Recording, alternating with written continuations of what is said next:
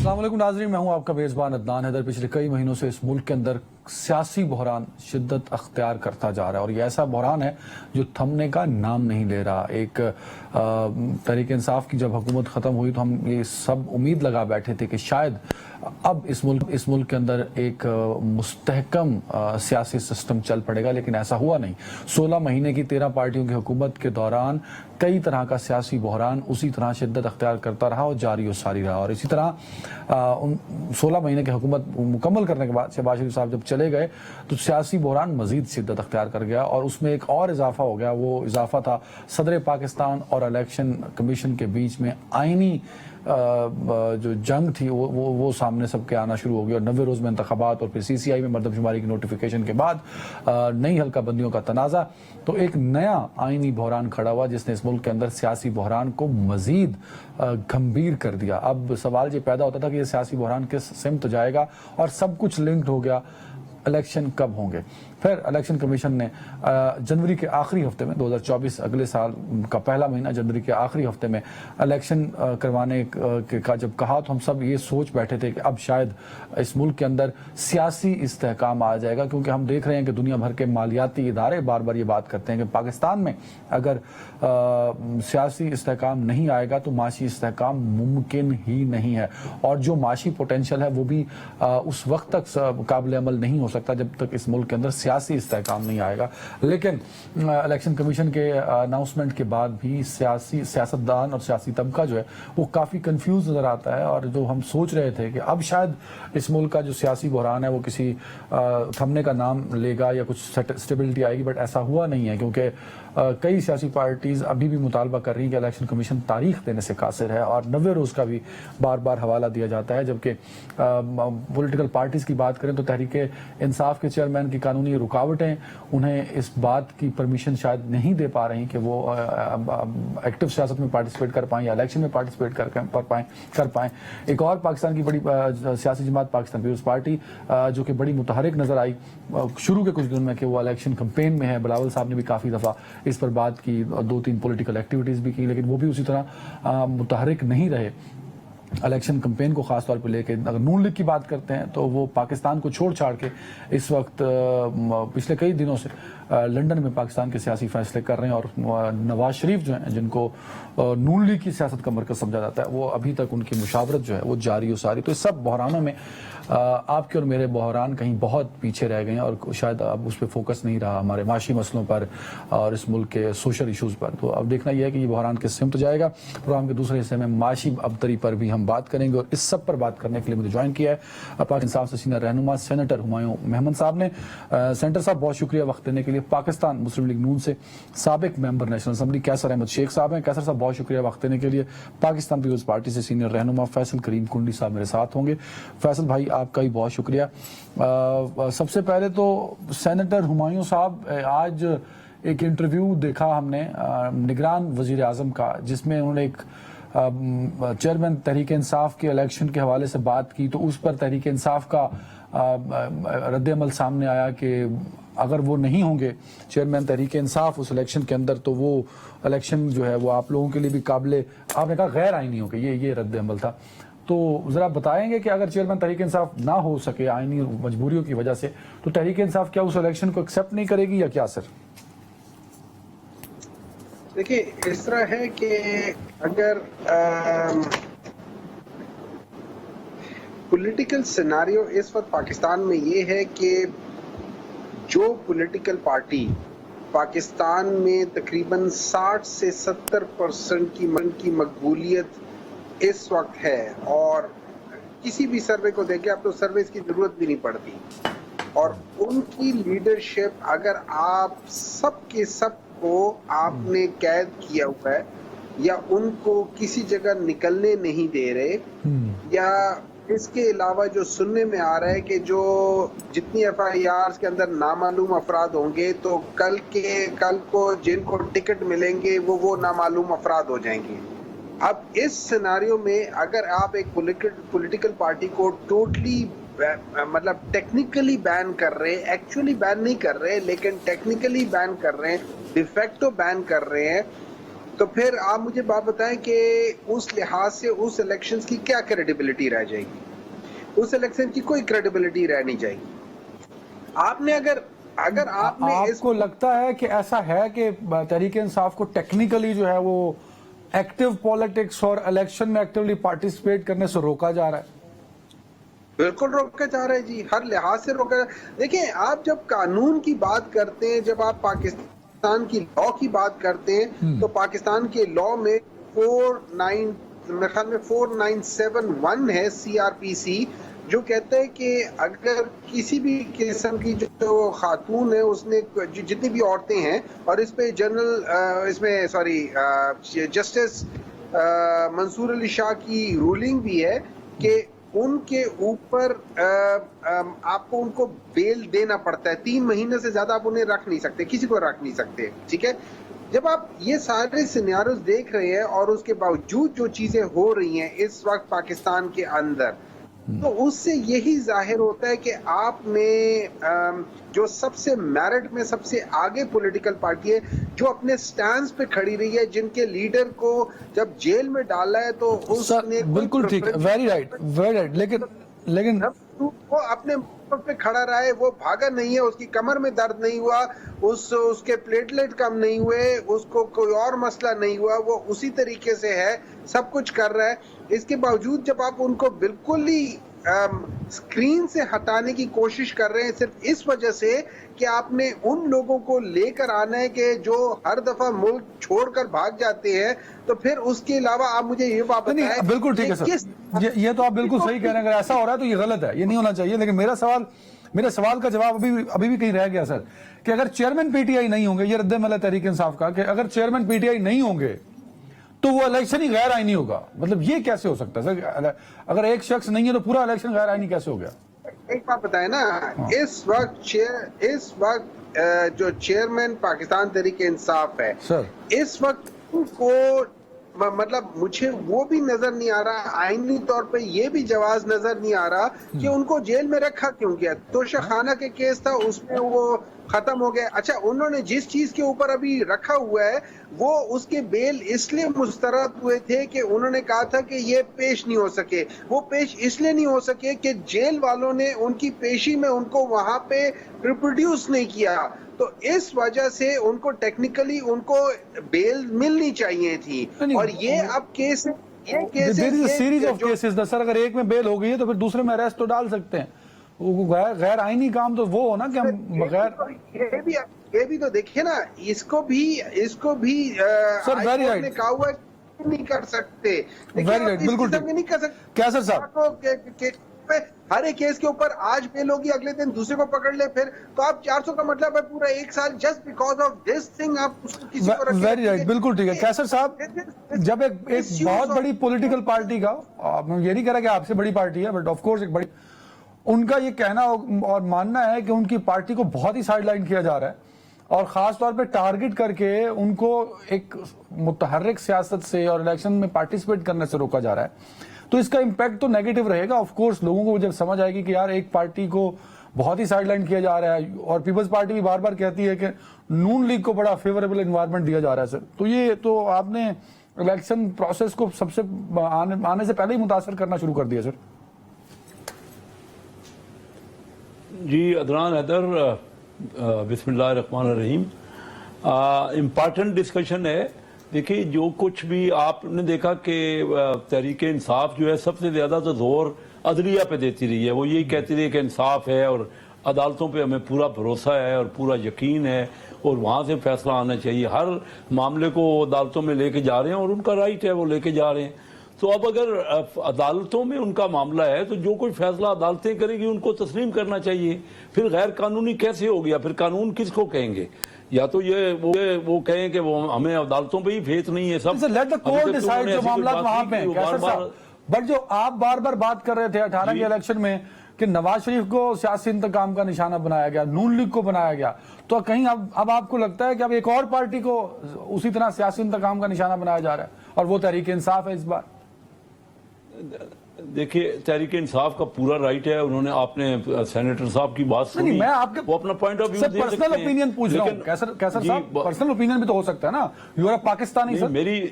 मेरी personal opinion, मैं तो कानून के उस वक्त भी कानून के बात करता, जो कोई फैसले करते हैं ना हमारे अदलिया फैसले, या तो हम अपने इदारों को कहें कि हमें इतबार नहीं है। सर कानून जब हमारे पे इदारे ही अच्छा या कैसर गलत साहब, जो भी फैसला कानून पे करेंगे। ही हमने जुल्फकार अली भुट्टो को फांसी दे दी, कानून पे ही हमने मुशर्रफ का के मार्शल लॉ को आईनी हैसियत दे दी, तो कानून ही होता ना, इस्तेमाल कैसे हो रहा है उस कॉन्टेक्स्ट में। नवाज शरीफ भी कानून ने उन्हें नाअहल किया था, तो आप कहते थे कि विक्टिमाइजेशन हो गई। अब आप बताइए ना कि हमने तो सारा आजाद कर दिया ना। आपने देखा कि अब तो जो सारे जजेज हैं जो सुप्रीम कोर्ट के, उसमें किसी और इदारे का तो रोल ही नहीं है ना, उनका अपना रोल है।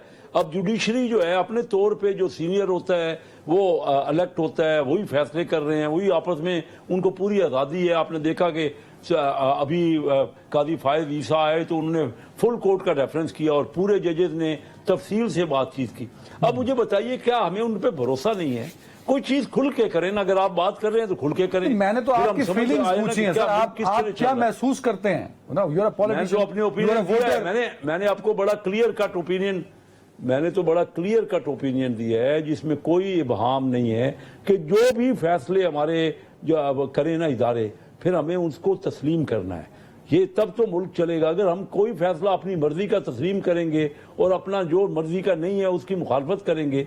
देखिए कहीं ना कहीं तो कोई चीज हमने आप डिसाइड नहीं कर पा रहे कि ये तहरीक इंसाफ और इमरान खान के साथ सियासी इंतकाम और इस तरह का कुछ हो रहा है, तो ये डिसाइड नहीं हो पा रहा, देयर इज कंफ्यूजन समथिंग।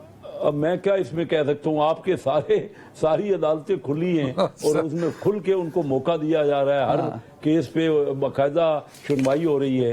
अब ये बातें तो देखिए ना अदनान, कहीं ना कहीं तो डिसीजंस करने पड़ेंगे ना, नहीं तो क्या होगा। आपने देखा ना इंडिया में कभी इतने इलेक्शन हुए, को 17 इलेक्शन हुए उनकी आजादी के बाद, आज तक किसी एक इलेक्शन पे उन्होंने नहीं कहा कि धांधली हुई है।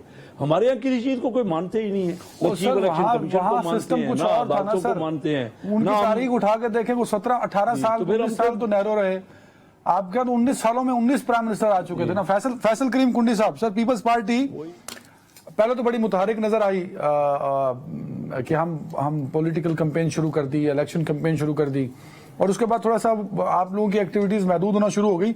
और आपका तो एतराज था कि इलेक्शन कमीशन तारीख क्यों नहीं दे रहा। फैसल भाई, आपने तो मुतअद्दिद शोज में ये बात की, अब मेरे ख्याल में यू आर रिलैक्स कि इलेक्शन ने कम से कम इलेक्शन कमीशन ने अनाउंस कर दिया कि जनवरी के आखिरी हफ्ते में इलेक्शन होंगे। फैसल साहब हैं साथ? अच्छा फैसल साहब कब, हुमायूं साहब ये वैसे कंफ्यूजन खत्म क्यों नहीं हो पा रहा कि हम तो ये समझे थे कि अब तो अनाउंस हो गया ना कि इलेक्शन जनवरी के आखिरी हफ्ते में, तो अब तो सियासी हलकों में तसल्ली हो जानी चाहिए थी, बट देयर इज कंफ्यूजन, अभी भी इज़्तिराब बाकी है वहां। सर देखिए मुझे ऐसे लगता है कि ये जिस तरीके से इलेक्शन का उन्होंने आखिरी हफ्ता का, मुझे ये समझ नहीं आती वो डेट देख के स्केड्यूल क्यों नहीं देते। अगर इनको पता है कि 30 नवंबर तक, पहले तो मेरे लिहाज से 15 नवंबर के अंदर 90 दिन के अंदर इलेक्शन का डेट होना चाहिए था। ये लाजिम है, ये दस्तूर है और यही होना चाहिए। ये जो अब आप देखते हैं, मैं नॉर्मली बताता हूँ कि नॉर्मली हर साल इलेक्शन से, जब भी कोई इलेक्शन होता है, पिछले साल हुआ था और ये हुआ था, उसमें आपको इलेक्शन से पहले, चाहे वो ज़िमनी क्यों ना, उससे पहले वो आपको कहते हैं कि आप अपना चेक करें, कि शनाख्ती कार्ड को चेक करें कि आपका पोलिंग स्टेशन उधर ये चेंज तो नहीं हो गया। वो 8300 पे मैसेज किया जाता था, सीएनआईसी नंबर 8330 ये डीलिमिटेशन प्रोसेस होती है, छोटी मोटी डीलिमिटेशन होती है। क्योंकि अगर आप देखें 2017 के सेंसस के बाद अभी 5 साल के अंदर हो रहा है, 10 साल में नहीं है, 5 साल के अंदर हो रहा है।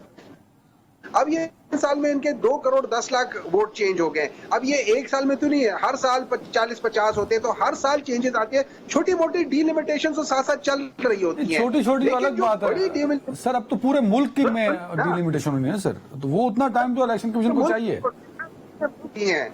पूरे मुल्क में डिलिमिटेशन जो आपके होते हैं, सिर्फ एक आध क्वेश्चन है, पूरे मुल्क में ही होते हैं, तो चेंज होते रहते हैं। तो ये तो साथ साथ चल रहा होता है, ये तो इनका कोई मसला ही नहीं होता है।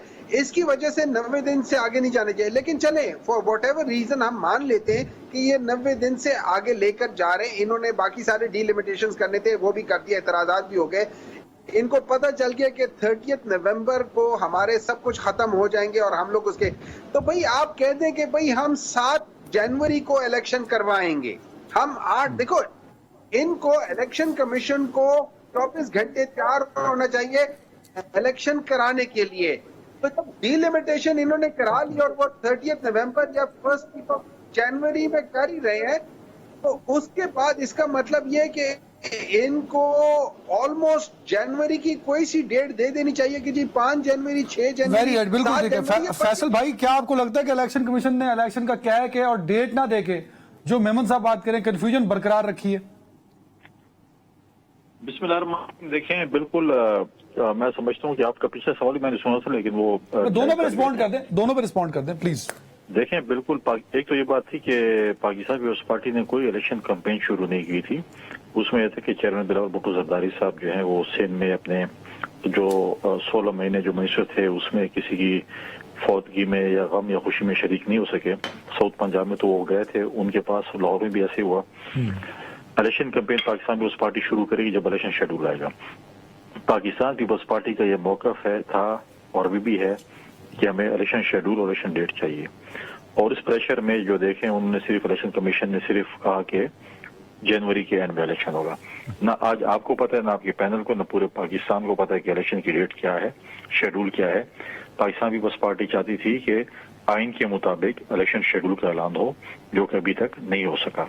इस पे पाकिस्तान पीपल्स पार्टी दोबारा अपनी सीसी की मीटिंग कॉल करेगी और फिर इस पे फैसला करेगी हमने क्या जो है अपना लाएमल इख्तियार करना है। आप ये समझते हैं कि इलेक्शन कमीशन अगर चाहे तो वो डेट दे सकता है, क्योंकि डिलिमिटेशन के बाद एतराजात फैसल करीम कुंडी ने कर देना है कि मेरे हल्के में इतने वोटर बनते थे, आपने इतने कर दिए। उस प्रोसेस के बाद अनाउंसमेंट वो कहते हैं करें, ताकि उस पर जो कंफ्यूजन है वो ना हो ना लोगों को। सर, उन्होंने इसलिए डेट नहीं दी अभी कंफर्म डेट।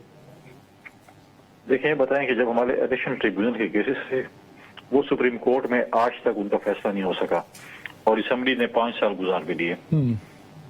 और अगर कल यही डिलिमिटेशन दोबारा चैलेंज होती है और केसेस जाते हैं अदालतों में और वो साल फैसला ना हो, या साल फैसला ना हो, या 2 साल फैसला ना हो, फिर क्या होगा? इसलिए हम चाहते हैं कि डिलिमिटेशन बाद में होती, इलेक्शन पहले हो जाते, ताकि ये बाद में चीज होती। ये बड़ी कंट्रोवर्सी है कि उसके बाद अगर लोग जाएंगे, पूरे पाकिस्तान में जब डिलिमिटेशन होगी, लोग अदालतों में जाएंगे, उस पर फैसले आने हैं, उसमें टाइम लगेगा, तो क्या जनवरी के इलेक्शन होंगे? हम तो कहते हैं चलो ठीक है, आप हमें डेट और शेड्यूल तो दे देना। नहीं, एक तरफ आप बात कर रहे हैं कि एतराजात होंगे, लोग कोर्ट्स में जाएंगे, इलेक्शन कमीशन जाएंगे, तो वो एक प्रोसेस हो जाए, उसके बाद डेट। दो बातें हम कर रहे हैं ना फैसल साहब, एक दो आप दो बातें देखिए, 2 बातें मैं नहीं कर रहा, मैं कहता हूँ गलत काम हुआ है। देखिए, डिलिमिटेशन जो है वो लेजिस्लेशन है, इलेक्शन 90 डेज में ये कॉन्स्टिट्यूशन कह रहा है, ठीक है। अब बात ये है, हम कहते हैं जो भी है इलेक्शन कमीशन को डेट और शेड्यूल देना चाहिए था कॉन्स्टिट्यूशन के दायरे के अंदर। कॉन्स्टिट्यूशन के दायरे के अंदर उन्होंने 90 डेज में या कॉन्स्टिट्यूशन के अंदर उन्होंने डेट कोई नहीं दी। वो जनवरी के एंड में कह रहे हैं कि जनवरी के एंड में शायद, अब मुझे तो शायद मैं कह सकता हूं, शायद नहीं है सर। देखिए, उन्होंने इसमें उर्दू में लिखी हो प्रेस रिलीज कि 54 दिन के इलेक्शन प्रोग्राम के बाद इंतखाबात जनवरी 2024 के आखिरी हफ्ते में करवा दिए जाएंगे। आखिरी हफ्ते, पूरे हफ्ते में इलेक्शन होंगे, क्योंकि डेट है। नहीं, तो डेट तो नहीं दी, आखिरी हफ्ते में, मतलब फिजिबल डेट जो भी देख के देखें तो अगर उसमें डेट दे देते 28, 30, 31, 29, 26 कोई तो एक ब्रेक का मुझे कहा जा रहा है, और ब्रेक के बाद सियासी रहनुमा जरदारी साहब, नवाज शरीफ साहब और इमरान खान साहब अगले आने वाले इलेक्शन में किसका पल्ला के लिए होगा, एक ब्रेक के बाद। Welcome back. कैसा रहा शेख साहब? 2 सवाल हैं सर। एक तो ये कि जब भी नून लीग अपना इलेक्शन बयानियां देती है या इलेक्शन पे बात करती है, तो वो कहते हैं जी हमारी तो परफॉर्मेंस आप देखें 2018 तक वाली, ये 16 महीने में सर आपकी हुकूमत थी, इसको तो बिल्कुल ही डिसऑन कर देते हैं आप परफॉर्मेंस की जब बात होती है। कैसा जी, आपने सवाल बड़ा अच्छा सवाल किया, मैं आपको जवाब देता हूँ। देखिए, 2018 तक तो हमारा मुस्लिम लीग की हुकूमत थी, पाकिस्तान मुस्लिम लीग नवाज की हुकूमत थी, और हमने अपने तौर पे फैसले किए। اب 2000 یہ جو 16 مہینے میں ملے 2022 اور 23 کے درمیان، تو یہ 16 مہینے میں 13 پارٹیوں کی حکومت تھی، کولیشن گورنمنٹ تھی. کوئی ایک پارٹی فیصلے نہیں کر سکتی. مثلا ہم چاہ رہے ہیں کہ اگر پرائیویٹائز کریں یہ اسٹیٹ اونڈ آرگنائزیشنز کو، تو پیپل پارٹی اگر نہیں چاہ رہی تو ہم کیسے کر سکتے تھے؟ ہم نے ارے کیسے حکومت ہوگی؟ تو سب نے مل کے ایک ڈیفالٹ سے بچانا تھا. ہمارا ملک جو ہے وہ ڈیفالٹ کی طرف چلا گیا تھا. جب ہماری حکومت آئی نا، یعنی کولیشن گورنمنٹ بنی، تو اس وقت $70 ارب کی امپورٹ تھی اور $30 ارب کی ایکسپورٹ تھی. $40 ارب کا تو صرف ٹریڈ گیپ تھا. اب آپ بتائیے کہ جب پی ٹی آئی آئی تو 1,25,000 روپے فی کس قرضہ تھا. جب انہوں نے چھوڑا تو 2.5 لاکھ روپے فی کس قرضہ ہوا. یہ قرضہ اور بڑھ گیا یہ 16 مہینے میں، کوئی ڈاؤٹ نہیں ہے. لیکن جب آپ ووٹر کے پاس جائیں گے تو ہمیں تو ڈیفالٹ سے وہ تو آپ بچانا سے تھا. کہے گا کہ بھائی مجھے تو عمران خان بہت اچھا تھا، اس نے تو $180 دیا تھا، آپ 280 پہ چھوڑ گئے. وہ تو 50 میں چینی چھوڑ گیا تھا، آپ نے 150 کر دی. وہ 60 میں آٹا دیتا تھا، آپ نے 200 روپے کا کر دیا. وہ پیٹرول 130 کا دیتا تھا، آپ نے 300 کا کر دیا. تو یہ جواب دینے ہوں گے نا. 2018 پرانی بات ہو گئی. یو پیپلز پارٹی اٹھ کے کھڑی ہو جائے کہ محترمہ جب پہلی دفعہ حکومت لی تھی تب ڈالر 27 روپے کا تھا. We should go for most recent نا سر. یہ جو سوال، یہ سوال آپ کے جو دیکھیں، جو حقیقت ہے، عوام کو مشکلات ہیں، عوام مہنگائی سے گزر رہی ہے، عوام بے روزگاری سے گزر رہی ہے اور بہت سخت مشکلات ہیں. بالکل سوال ہوں گے، ہم ان سوالات کے لیے تیار ہیں. دیکھیں میں نے پہلے آپ سے کہا کہ ہمیں تو یہ چھوڑ کے گئے تھے، جو وعدے کیے انہوں نے IMF سے وہ پورے نہیں کیے. انہوں نے پیٹرول کا جو لیوی لگانی تھی وہ بجائے لیوی لگانے کے انہوں نے پیٹرول کی قیمت جاتے جاتے اور کم کر دی. ہمارے لیے یہ سارے مشکلات چھوڑ کے گئے. ہم نے تو بڑی مشکل سے ملک کو ڈیفالٹ سے بچایا ہے. میں مانتا ہوں کہ ہماری پرفارمنس جو ہے نا، کوئی ایک پارٹی کی پرفارمنس نہیں تھی. کوئی پارٹی کی، جب آپ نے سوال کیا نا تو میاں نواز شریف صحیح کہتے ہیں کہ 2017 تک بالکل چلتا ہوا اور وائبرنٹ اور آگے بڑھتا ہوا پاکستان تھا، جس کو خواہ بخواہ کے ان معاملات میں جو کچھ ہوا آپ کے سامنے ہے. ایک بیانیہ بنایا گیا اور خواہ مخواہ بیٹے سے تنخواہ وصول کی، اور وہ کیوں آپ نے بتائی نہیں ہے. ان باتوں پہ، اس قسم کی باتوں پہ جو ملک کا وزیر اعظم کو ہٹا دیا گیا. اور وہ اگر فیصل صاحب، یہ جو بار بار نون لیگ بات کرتی ہے، آپ بھی اس گورنمنٹ کا حصہ تھے، تو سارا الزام تحریک انصاف پہ ڈال دینا صحیح ہوگا آپ کے خیال میں؟ 16 مہینے کا احتساب تو آپ سے ہی ہوگا نا سر. وہ تو چیئرمین تحریک انصاف سے اور پی ٹی آئی والوں سے تو نہیں ہو سکتا. تو وہ جو کمپیریزن ڈالر کا کریں گے، اکانومی کا کریں گے، تو اس میں تو بیڑا غرق ہو گیا کہ 16 مہینے بعد. دیکھیں 2-3 چیزیں ہیں. ابھی شیخ صاحب نے بات کی کہ 16 مہینے کی اتحادی حکومت تھی. بالکل ہم مانتے ہیں اتحادی حکومت تھی. ہم تمام نے جو ہے وہ فیصلے جو ہے وہ اکٹھے کیے. اگر اب یہ کہیں کہ یہ صرف ہماری حکومت تھی تو پھر اس میں تو 2-3 چیزیں. دیکھیں پھر ہم کہیں کہ 2008 میں جب حکومت میں تھے تو اس وقت جو پاکستان ملا تھا وہ ایک بارودوں سے بھرا پاکستان تھا، خودکش تماکو کا پاکستان تھا، چائلڈ کلنگ کا پاکستان تھا، معیشت برباد تھی. اور ہم جب حکومت میں تو ہم اتحادی جماعتیں تھے. اور جب اتحاد میں تھے تو اسحاق ڈار صاحب ہمارے فائنانس منسٹر تھے. انہوں نے جب صورتحال دیکھی کہ یہ تو ملک نہیں چل سکتا اور حالات ایسے ہیں، تو انہوں نے ہم سے اتحاد سے نکل گئے اور وہ جو ہے وہ اپنی فیڈرل منسٹرشپ سے PMLN نے استعفے دیے اور ہم نے جو ہے وہ سفر جو ہے پھر خود باقی شروع کیا. ہم نے جو ہے آپریشن، ملک کے اندر آپریشن بھی سوات میں دنیا کی تاریخ کی سب سے بڑی نقل مکانی ہوئی، ان کو ہم نے بات کیا، فلڈ بھی فیس کیا، ایک امن کا سفر بھی شروع کیا، سب کچھ کیا. لیکن ہم بھی اس چیز میں ہم بھی یہ کہتے تھے، لیکن ہم نے تو یہ معیشت دیکھ کے یہ تو نہیں کہا کہ ہم بھاگ رہے ہیں آپ سے. 16 مہینے تو ہم نے جو سخت فیصلے تھے، مشکل فیصلے تھے ہم نے کیے. ہم دیکھ رہے تھے ایک طرف ڈیفالٹ ہو رہا ہے، ایک طرف جو ہے وہ مطلب مشکلات ہیں اور تباہی بھی ہے. ہم تو فورن منسٹر بھی تھے، ہم تو باقی منسٹر بھی تھے، اور ہم نے کوشش کی کہ ہم ملک کو ڈیفالٹ سے بڑی اچھی بات ہے نا فیصل صاحب. تو یہ اون بھی تو کرنا چاہیے نا، مطلب پیپلز پارٹی کو، نون لیگ کو، JUI کو، ان ساری ناکام کا آپ نے بڑا بولڈ اسٹیپ لیا کہ ملک دیوالیہ ہو رہا تھا، آپ نے اس کو دیوالیہ ہونے سے بچا لیا. نو ٹیک دا ریسپانسبلٹی. اب ریسپانسبلٹی عمران خان پہ، تحریک انصاف پہ ڈال دیں، یہ زیادتی ہوگی نا. نہیں، یہ دیکھیں بالکل ہم ہر فیصلے کو اون کریں گے، لیکن یہ چیزیں ایک دن میں نہیں ہوتی. جب ہم IMF کے پاس گئے تو انہوں نے کہا آپ سے پہلے ایک حکومت یہاں پر تھی، انہوں نے ہمارے ساتھ کمٹمنٹ کی تھی، انہوں نے کمٹمنٹ آنر نہیں کی. لہٰذا ہمارا ٹرسٹ جو ہے وہ ڈیولپ ان کے ساتھ نہیں تھا. پھر جب ہم IMF کے پاس جا رہے تھے تو وہی صاحب کا جو حکومت تھی اس کے فائنانس منسٹر تھے، وہ اپنے صوبائی وزراء سے کہہ رہے تھے، فائنانس وزراء سے کہہ رہے تھے KP اور پنجاب سے کہ آپ جا کر ان کو لیٹر لکھیں کہ اس حکومت کے ساتھ IMF کی ڈیل نہ کریں، مشکلات پیدا کریں. تو کیا یہ چیز ہوتی ہے اگر آپ حکومت میں نہیں اپوزیشن میں ہیں تو آپ جا کر ملک کو نقصان دیں؟ IMF کی ڈیل اگر ہو رہی تھی کس کی ذات کے لیے نہیں ہو رہی تھی، ملک کے لیے ہو رہی تھی. تو بالکل ٹھیک ہے، بالکل ٹھیک ہے. ہمایوں صاحب sir got the point sir, time بھی کم ہے. ہمایوں صاحب یہ تو بڑا ٹرکی سینیریو بن چکا ہے سر. اگر آپ الیکشن میں ووٹ مانگنے جائیں گے تو 16 مہینوں میں جو معاشی مشکلات ہیں اس کے ذمہ دار بھی ہمایوں محمد صاحب ہیں. آپ نے ایگریمنٹ کیا، آپ نے IMF پلان کے ساتھ وہ مس کمٹمنٹس کی، تو اب ووٹر اگر یہ سمجھ جاتا ہے تو ہمایوں صاحب کے بیلٹ باکس میں تو پھر پرچی نہیں جائے گی سر. سر ساری پرچیاں ہمایوں کے بیلٹ باکس میں جائیں گی، کیونکہ عوام جاہل، عوام ان پڑھ ہے، عوام جاہل نہیں ہے. عوام کو پتہ ہے کہ جب یہ لوگ کہتے ہیں نا کہ لیوی بڑھانا تھا، بھائی میرے 10-15 روپے کا فرق تھا جو کیا تھا. یہ پورا 18 مہینے انہوں نے آتے ساتھ ہی 50 روپے پیٹرول بڑھا دیا تھا تو وہ ٹھیک کر لیتے.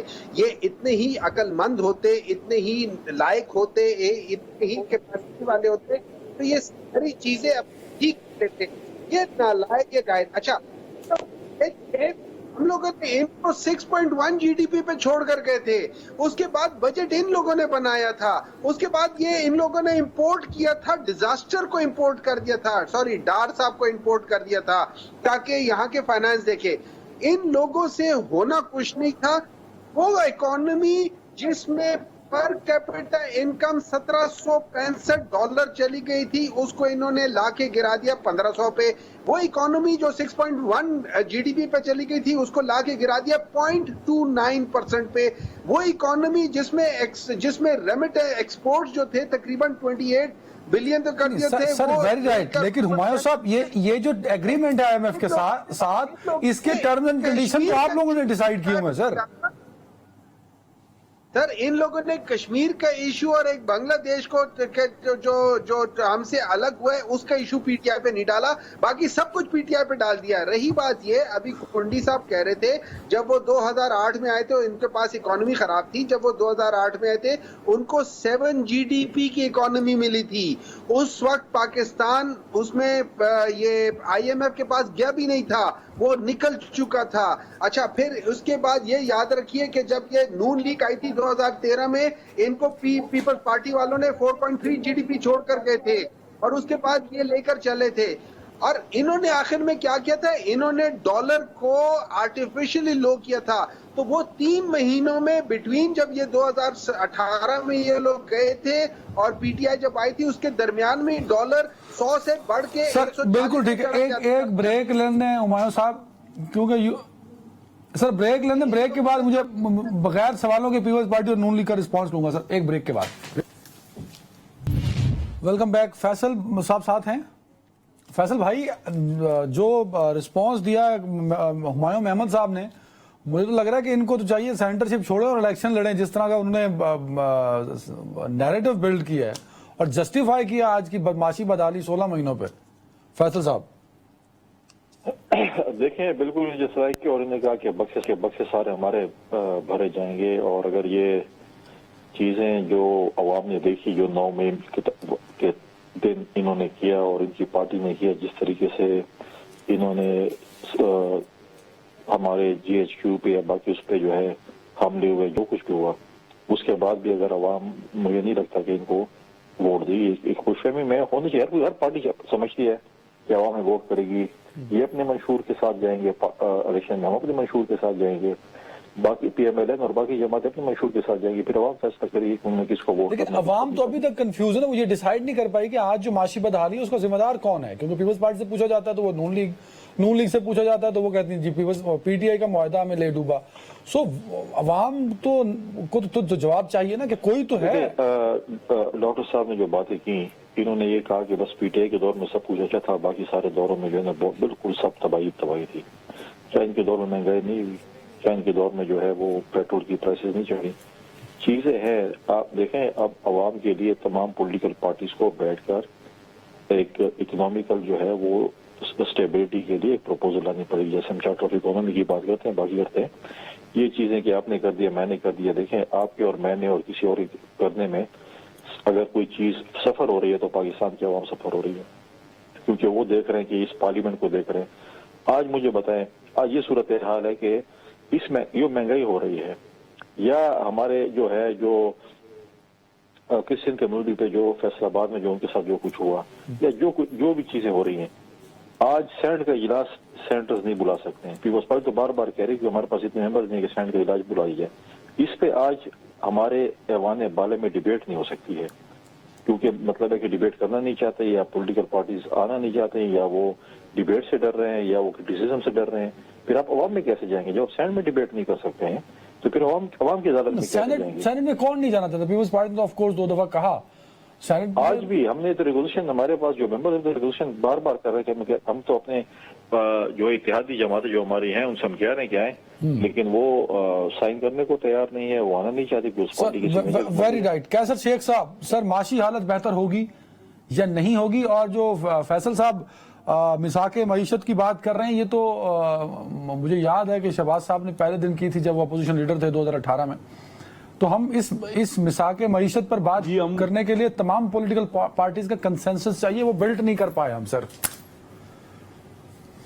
जी सबसे ज्यादा हमने की बिल्कुल जोर से की कि चार्टर ऑफ इकॉनमी होना चाहिए, बट हो नहीं सका। लेकिन आज जो वर्ल्ड बैंक ने कहा कि ये चार्टर ऑफ इकॉनमी इनके यहाँ नहीं हो रहा, तो कम से कम ये मिनिमम जो चीजें हैं जिन पे एग्रीमेंट है वो तो कर लेना। देखिए मैं बताऊं, ये बड़ा टेक्निकल बातें की हैं हुमायूं मोहम्मद ने, मुझे थोड़ा सा टाइम दे, मैं जरा जवाब दे दूं। अगर मैं कोई गलत कहूं तो मुझे हुमायूं साहब कहें कि मैं गलत कह रहा हूं। हुमायूं साहब ने कागज पेंसिल रखा हुआ है। $40 अरब इंपोर्ट, जी $40 अरब क्या इंपोर्ट और एक्सपोर्ट का गैप छोड़ के गए कि नहीं गए? यानी $70 अरब की इंपोर्ट और $30 अरब के एक्सपोर्ट। क्या ये 4000 अरब रुपए का फिजिकल डेफिसिट, बजट डेफिसिट छोड़ के गए कि नहीं गए? क्या कर्जा ये डबल करके गए कि नहीं गए? क्या इन्होंने जो पॉलिटिकल टर्माइल किया जिससे चोर डाकू भी गर्दान सब हमारे इन्वेस्टर भाग गए पाकिस्तान, ये जो महंगाई हुई है और जो कोई हालात हुए हैं, क्या इनके बने हुए हैं कि नहीं? जब जिस मुल्क में पॉलिटिकल टर्माइल होगा आपस में बैठेंगे ही नहीं, कोई बातचीत ही करने को तैयार नहीं है, और एक दूसरे को हर पॉलिटिकल पार्टी हम सब चोर और ये सब सारे के सारे ठीक, इस तरह आप करेंगे कभी भी मुल्क में, आइंदा भी करेंगे अगर हम मिल के नहीं बैठेंगे। मिनिमम हमें आज वर्ल्ड बैंक ने तफसील से कहा, एशियन डेवलपमेंट बैंक ने कहा कि 46 मुल्कों में एशिया के हम 42वीं इकानमी हो गई हैं। ये जब इन्होंने हुकूमत ली थी ना तो पाकिस्तान 24वीं दुनिया की मईशत थी, ये छोड़ के गए 42वीं दुनिया में जो हमारी इकानमी थी।